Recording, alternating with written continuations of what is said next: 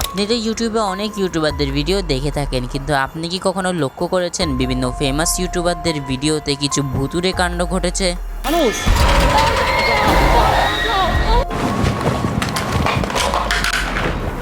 এসব ভুতুড়ে কাণ্ড দেখে আপনারা পুরো অবাক হয়ে যাবেন। আর এখানের মধ্যে আপনার পছন্দের ইউটিউবারের সাথে কি ভুতুড়ে কাণ্ড হয়েছে তা জানতে আজকের এই ভিডিওটি সম্পূর্ণ দেখতে হবে। তো চলেন বেশি কথা না বলে আজকের ইন্টারেস্টিং ভিডিওটি শুরু করা যাক। মেহেদী হাসান। বন্ধুরা, আপনারা আশা করি জানেন মেহেদী হাসান হলেন বাংলাদেশের সবথেকে ফেমাস একজন ব্লগার। তিনি প্রায় ব্লগ ভিডিও আপলোড করে থাকেন, যেখানে তিনি বিভিন্ন রকমের চ্যালেঞ্জ ভিডিও এবং কিছু ইন্টারেস্টিং কন্টেন্ট তৈরি করে থাকেন। তিনি আগে ফেমাস ইউটিউবার রাকিব হোসেনের সাথে কাজ করলেও বর্তমানে তিনি নিজে একাই ভিডিও তৈরি করে থাকেন। কিন্তু একদিন তার সাথে খুবই ভয়ঙ্কর একটি কাণ্ড ঘটে যায়।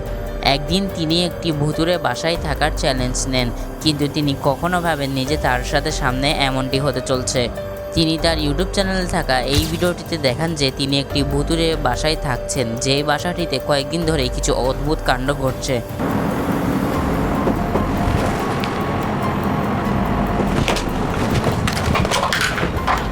আরও ফিল করলেন যে তার আশেপাশে কেউ আছে, তাই তিনি এই বাসাটি ছেড়ে চলে আসেন। তার কাছে হয়তো ওই মুহূর্তটি অনেক ভয়ঙ্কর লেগেছে, কারণ এরকম পরিস্থিতি হতেই পারে।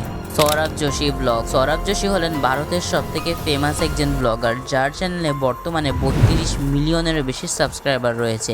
তিনি প্রত্যেক দিনই ব্লগ ভিডিও আপলোড করে থাকেন, কিন্তু তার সাথে একদিন খুবই ভয়ঙ্কর একটি ঘটনা ঘটে যায়।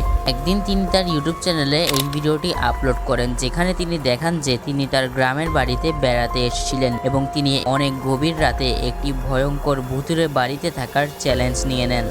কিন্তু তিনি কখনো ভাবেননি যে তার সাথে সামনে অনেক ভয়ঙ্কর একটি ঘটনা ঘটতে চলছে। যখন তিনি তার ভাইদের সাথে এই বাড়িটিতে থাকতে আসেন, তারা জানালেন এই বাড়িটি অনেক বছর ধরে খালি এবং এখানে কোনো মালিক থাকেন না।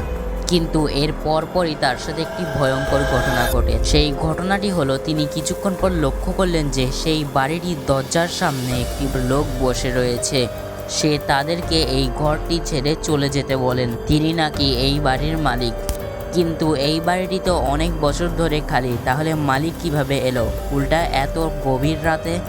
রাকিব হোসেন হলেন বর্তমানে বাংলাদেশের নাম্বার 1 ব্লগার। তিনি কিছু ইন্টারেস্টিং এবং চ্যালেঞ্জিং কন্টেন্ট তৈরি করে থাকেন, কিন্তু তিনি অনেক ভুতুড়ে ভিডিও তৈরি করেছিলেন। তিনি এই পর্যন্ত তার চ্যানেলে 4টি ভুতুড়ে ভিডিও তৈরি করেছেন, যেখানের মধ্যে এই ভিডিওটি খুবই ভয়ঙ্কর লেগেছে আমার, যেখানে তারা একটি ভুতুড়ে বাড়িতে থাকেন। রাতে পরিস্থিতি খুবই ভয়ঙ্কর ছিল, চারপাশ বেশ ভয়ঙ্কর অবস্থায় পরিণত হয়ে যায়। আপনারা তো আশা করি জানেন গভীর রাতে একটি পরিত্যক্ত বাড়িতে থাকা খুবই ভয়ঙ্কর একটি বিষয়, কোন সময় কি হয়ে যায় বলা যায় না। তাদের এই চ্যালেঞ্জটি খুবই ভয়ঙ্কর ছিল, কিন্তু একটি ভালো কথা হলো তাদের সাথে এমন কোনো বড় ভুতুড়ে কাণ্ড ঘটেনি, কিন্তু মধ্যরাতে পরিস্থিতি বেশ ভয়ঙ্কর ছিল।